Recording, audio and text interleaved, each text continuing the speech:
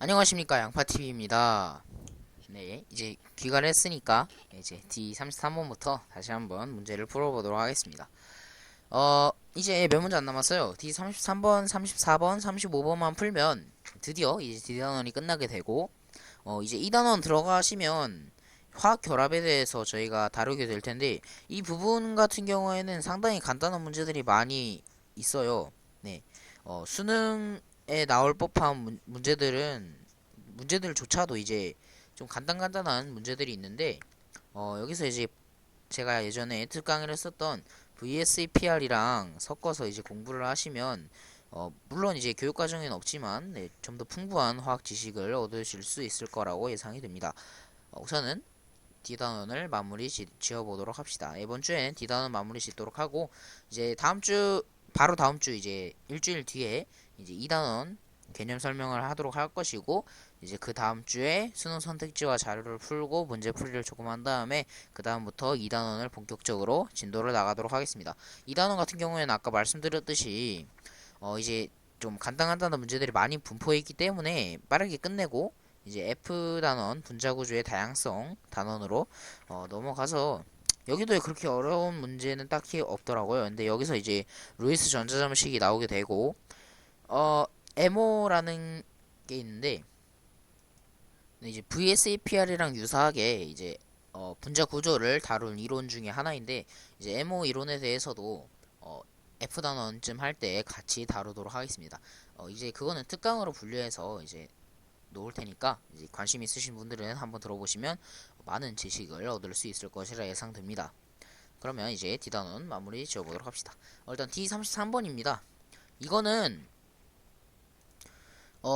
어떻게 보면은 친절한 문제일 수도 있는데, 일단은 족에 따라서 2, 3주기 원소들을 무작위적으로 분류를 해놨어요. 이게 6개의 점이 모두 2, 3주기 원소인데, 어, 이게 얼핏 봤을 때 뭐 같은 주기라고 생각하실 수도 있는데, 그게 아니라는 것을 어떻게 할 수 있냐면, 우선은 여기 15족이 있고요. 여기 16족이 있죠. 이렇게 점선으로 연결한 원소는 같은 주기에 속한다고 이렇게 친절하게 설명까지 해줬네요. 예. 어쨌든 그럼 얘네끼리 같은 주기일 것이고, B와 C가 이제 같은 주기겠네요. 그러면 얘네 만약에 모두가 같은 주기라면 예외적 경향성이 드러나야겠죠. 그런데 A가 지금 15족이고 B가 16족인데, 그러면 A의 이온화 에너지가 같은 주기라면 더 커야겠죠. 근데 그렇지 않죠?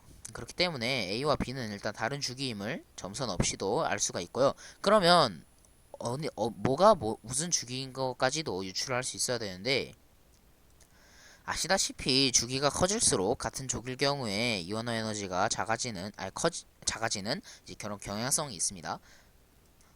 네, 이온화 에너지 주기적 경향성 이렇게 되죠. 네, 이거 잊지 마세요. 솔직히 이 단원의 핵심입니다. 원자 반지름 같은 경우 이렇게 될 것이고. 네. 그래서 A가 15족인데도 불구하고 16족인 B보다 작다는 것은, 이제 A가 속한 주기가 B가 속한 주기보다 전반적으로 이온 에너지가 작다는 것을 의미하고, 그 말은 2, 3주기 중 하나라고 했으니까 A가 3주기라는 것을 의미한다는 것을 알 수 있겠죠. 그래서 그런 식으로 하면 지금 13, 14, 15족에 해당되는 이 세 개의 점은 3주기임을 알 수 있고요. 여기에 해당하는 B와 C가 해당되어 있는 것은 2주기임을 알 수 있겠죠. 그래서 결론적으로 이제 기억은 이제 틀린 게 되겠죠. 우선 A는 3주기니까요. A 3주기고, 니은 보기 보시면 B의 이온화 에너지가 같은 주기의 15족 원소보다 크다라고 나와 있는데, 아니죠. 예, 같은 주기니까 예외적 경향성이 발생해서 이제 15족 원소가 16족 원소보다 이온화 에너지가 크게 됩니다. 그래서 니은도 틀린 보기가 되겠습니다. 원자 반지름 같은 경우에는 족이 작아질수록 커지겠죠. 그래서 원자 반지름은 B가 C보다 크겠죠. B와 C가 같은 주기이기 때문에. 네. 그래서 디귿은 맞는 보기가 되어서 정답은 3번이 되겠습니다. 다음 문제로 넘어가도록 하겠습니다. 34번 문제입니다. 우선은 문제를 한번 읽어보도록 합시다. 이건 전기음성도에 관련된 문제인 것 같죠. 이제 전기음성도 차를 절대값을 쳐서 이렇게 나타낸 것이고요. 절대값을 쳤다는 건 전기음성도가 큰 거에서 작은 거에서 뺐다는 거니까, 작은 거를 뺐다는 거니까, 이런 식의 경향성에서 여기 있는 원소에서 여기 있는 원소의 전기음성도를 뺐다는 거겠죠. 여기서 일단 제일 먼저 주목해야 될 것은 문제에서 주어진 F와 O의 전기음성도 차는 0.5이다 라는 것을 바탕으로 그럼 우선은 전기음성도가 큰 순서로 나열을 해봅시다. 플로린, 그 다음 산소, 질소, 마그네슘, 나트륨이 있겠죠. 이 문제에서 F와 O의 전기음성도 차가 0.5라고 했으니까 우선은 얘네들이 지금 0.5니까 A와 E를 이제 F5 중에 하나라고 일단 설정을 해봅시다. 그러면 지금 A-C의 차이가 1.0이기 때문에 1.0을 내려면 우선은 이거는 밖에 지금 안 되죠. F랑 N의 차이밖에 안 되겠죠. 왜냐면 다른 거 지금 압도적으로 큰 게 많고 B와 D 같은 경우는 이제 그 B와 D 중에서 플로린 속한 곳이 없기 때문에 자연스럽게 이제 A가 F고 C가 질소라고 네, 유추할 수 있고요. 여기서 이제 모순이 하나 발생하는데 그러면 이제 B와 D 중에 마그네슘이랑 나트륨이 있다는 것이고 그러면 마그네슘 뭐 나트륨 B와 D 중에 있다는 것인데 그러면 얘네 둘과 질소와의 전기음성도 차이가 가장 클까요? 그건 아니겠죠? 이제 이건 직관적으로 본 것이고 이제 좀 더 대수적으로 논리적으로 보면은 A가 일단 4.0이라고 줬죠. 4.0이고 그러면 E가 자연스럽게 3.5가 될 것이고 C가 자연스럽게 3.0이 되겠죠. B-C가 2.8이라고 했으니까 B가 0.2가 될 것이고 그러면 이 D가 전기음성도 마이너스 안 나오니까 0.5가 돼야겠죠. 그러면 얘가 지금 안 맞죠? 맨 뒤에가 0.5랑 3.5면 3이 나와야 되는데 지금 이게 대수적으로 봤을 때도 안 맞고 결론적으로 어디서부터 잘못됐을까 찾아가다 보면은 처음에 A와 E를 F나 O로 설정한 것이 잘못됐음을 알 수 있겠죠. 네, 이렇게 설정을 했는데 보면은 지금 풀다 보면 O랑 N 차이도 0.5네? 이걸 알 수 있어요. 근데 이거 말고는 없죠. 지금 경우의 수가 F랑 O, O랑 N 이 둘 중에 하나의 경우의 수로 이 문제를 풀어야 되는데 F랑 O가 아닌 거는 방금 확인했으니까 O랑 N으로 빠르게 풀어보도록 합시다. 일단 A와 E가 이렇게 각각 O와 N이라고 설정해 두고 그러면 A가 N이겠죠. A가 N이고 C가 플로린이어야 이게 맞겠죠. 그래서 기억 보기엔 틀리게 되겠고요. 그리고 니은 보기 보시면 갑자기 라지 B랑 라지 E가 나오는데 문제를 잘 보시면 이 라지 A부터 라지 E의 전기 음성도를 각각 스몰 A부터 스몰 E로 정리해 놓은 것이기 때문에 그냥 네, 그렇게 이해를 하시면 될 것 같아요. 그러면 일단 저희가 아는 건 라지 E가 지금 5라는 것을 알 수 있죠. 그리고 또 B, D 중에 나트륨과 마그네슘이 각각 있을 것이란 것도 알 수 있습니다. 이제 C가 4.0이니까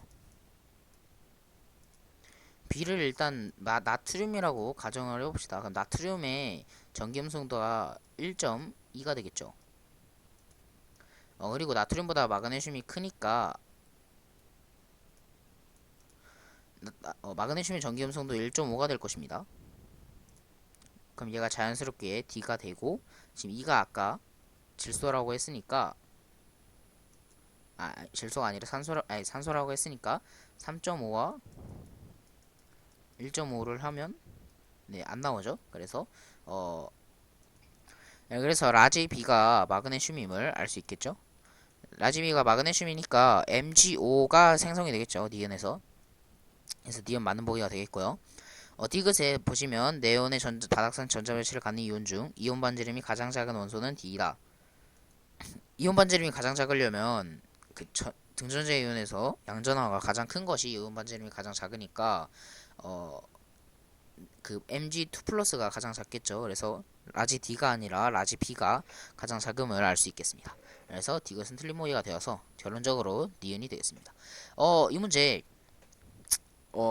진짜 약간 뭐라지 어려워요. 어렵긴 어려운데 그냥 잘 생각해봤을 때 고정관념을 깨야 돼요. 일단 F랑 O가 전기음성도 차가 0.5라고 줬고 좀 의심을 하셔야 돼요 이런 문제는. 그러니까 단순하게 A를 0.5라고 주고 그냥 쭉 풀다 보면 모순이 생기는데 거기서 이제 당황하면 안 되고 이제 더 추가적인 경우의 수가 있다는 겁니다.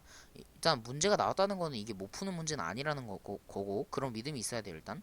그리고 그 믿음을 바탕으로 해서 이제 문제가 안 풀린다 그러면 내가 정보를 못 찾았다는 거고 그 정보를 찾기 위해서 빠르게 노력을 하셔야 돼요. 수능에서 30분밖에 없기 때문에. 예, 그래서 이 문제는 상당히 킬러 문제가 될 수 있을 정도로 까다로운 문제라고 볼 수 있습니다. 어쨌든 잘 풀었죠? 예, 다음 문제 넘어가도록 하겠습니다. 이 문제는 다시 한번 풀어보시는 것을 추천드립니다. 예, 35번 갑시다. 마지막 문제인데요. 이제 가에서부터 마가 각각은 아니죠. 리튬 CNOF 중에 하나이다 라고 줬고요. 바닥 상태에서의 전자배치 홀전자 수가 가와 나가 같다. 이거는 이제 제껴두고 일단 좀 많은 경우의 수가 나올 것 같죠, 딱 봐도. 그래서 세계 정보를 다 보면은 친절한 정보가 단 하나도 없죠. 지금 보시면 그러니까 딱 특정 경우의 수만 찝어주는 게 없죠. 그래서 일단은 그나마 가장 경우의 수가 작은 게 맨 처음에 제꼈던 이놈인데 이게 될 수 있는 게 일단 홀전자 수가 하나인 거 리튬이랑 플루오린이 있겠죠. 그리고 탄소랑 산소가 각각 두 개씩이니까 얘 둘 중에 하나의 조합이 나올 수 있을 텐데 리튬 플루오린 조합일 경우에는 가가 플루오린이 될 것이고 이제 나가 리튬이 되겠죠. 근데 이렇게 되면 지금 플루오린보다 이 중에서 플루오린보다 이온화 에너지가 큰 게 없는데도 불구하고 가보다 큰 게 있다고 표시가 돼 있죠.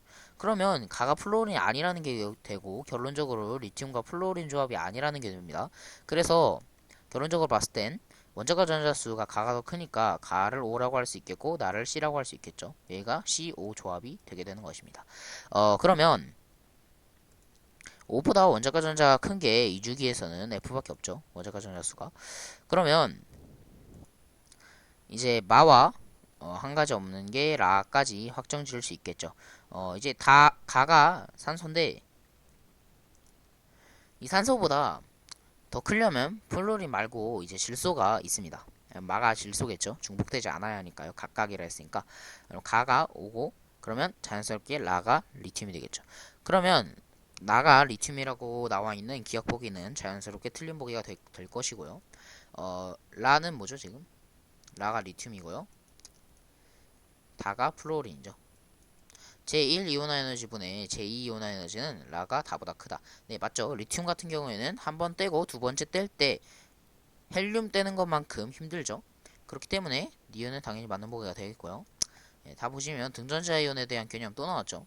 네, 이 개념은 진짜 단골 문제이기 때문에 꼭 알아두셔야 됩니다. 제가 꿀팁 드렸죠. 음전하면 크고 양전하면 작다. 네, 이거예요. 그러면 마가 지금 n이고요. 가가 5죠. 그러면 n이 만약에 네온의 전자배치를 가지려면 n3-가 돼야 돼요. 산소 같은 경우에는 O2-가 돼야 되고요. 음전하가 얘가 더 크죠. 그렇기 때문에 반지름은 당연히 얘가 더 크겠죠. 그래서 디귿 보기도 더 맞는 보기가 되겠습니다. 그래서 정답은 5번이 되겠죠. 네, 이상으로 이제 D단원을 마치게 되었습니다. 다음 시간부터는 이제 2단원으로 들어가도록 하겠습니다. 네, 지금까지 시청해주셔서 감사드립니다.